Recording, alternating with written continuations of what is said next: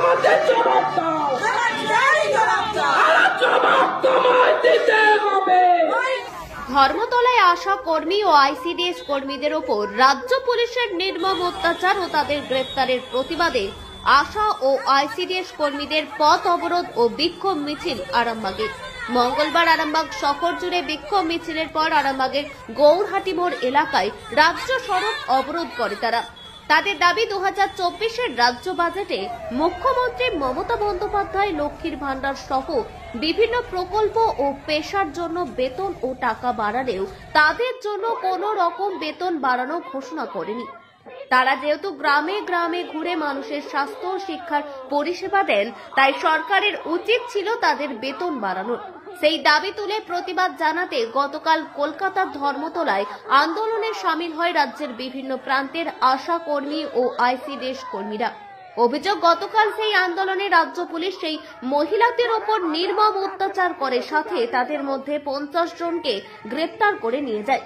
গ্রেপ্তার হওয়া মহিলাদের মুক্তির দাবি সহ পুলিশের অত্যাচারের প্রতিবাদে মঙ্গলবার আশা কর্মী ও আইসিডিএস কর্মীরা আরামবাগ জুড়ে বিক্ষোভ মিছিল করে রাজ্য সড়ক অবরোধ করে। পরে গ্রেপ্তার হওয়া মহিলাদের ছেড়ে দেওয়ার খবর এসে তারা পথ অবরোধ তুলে দেয়।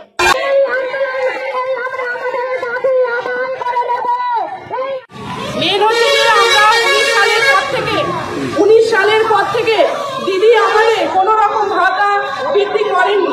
এত বড় বাজেট পেশ হলো যেখানে অন্যান্য কর্মীদের রূপশ্রী, লক্ষ্মীশ্রী, যুবশ্রী সমস্ত কিছুই বাড়ালেন, কিন্তু এই আমরা গ্রামে যেসব মেয়েরা পরিষেবা দিই, স্বাস্থ্যমূলক পরিষেবা, শুধু এমনি পরিষেবা না, একটা গুরুত্বপূর্ণ স্বাস্থ্য মানেই হচ্ছে মানুষের জীবন, এটা আমরা বুঝি, সেই মানুষকে আমরা বাঁচাই, সেইভাবে আমাদের কি দিদি একটু বাজেট পেয়েছে আমাদের বেতন বৃদ্ধি করলেন না।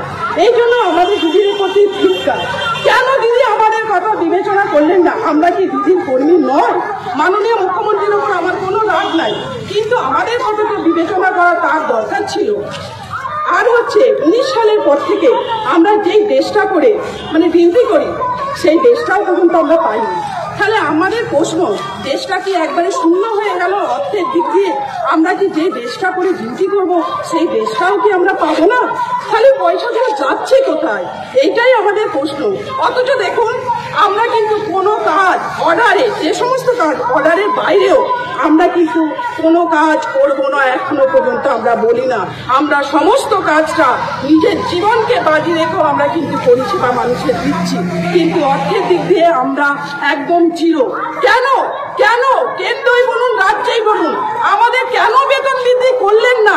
এত বড় কেন্দ্রের বাজেট পেশ হলো, যেখানে রাজ্যের বাজেট পেশ হলো, আর আমরা কেন অর্থের দিক দিয়ে জিরো হয়ে গেলাম? এই কারণে কি করছেন?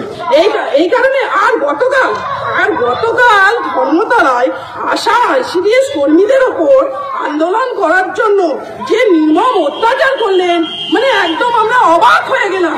মাননীয় মুখ্যমন্ত্রী তো একদিন এইরকম আমাদের মতো আন্দোলন করে তিনি মুখ্যমন্ত্রী হয়েছেন, আমরাই তো ওনাকে গদিতে বসিয়েছি। তাহলে কেন মেয়েদের উপরে নির্মম অত্যাচার? এই জন্যই তো আমাদের আজকে আন্দোলন। যতক্ষণ না ওই মেয়েদেরকে ছাড়ছে ততক্ষণ এই আন্দোলন আমাদের বৃহৎ থেকে বৃহত্তরের পথে চলে যাবে। এখন কোথা থেকে কোথায় যাচ্ছেন? এখন আমরা বিডিও, এসডিও, সমস্ত ব্লক থেকে সমস্ত আমরা ঘেরাও করব এবং রাস্তা ঘেরাও করব যতক্ষণ না আমাদের কর্মীদের ছাড়া হচ্ছে। আমরা রাস্তায় বসে থাকবো। আপনার নাম দিদি? আমি হচ্ছে পশ্চিমবঙ্গ আশা স্বাস্থ্যকর্মী ইউনিয়নের মেম্বার এবং রাজ্য কমিটির মেম্বার। কারা কারা রয়েছে এখানে?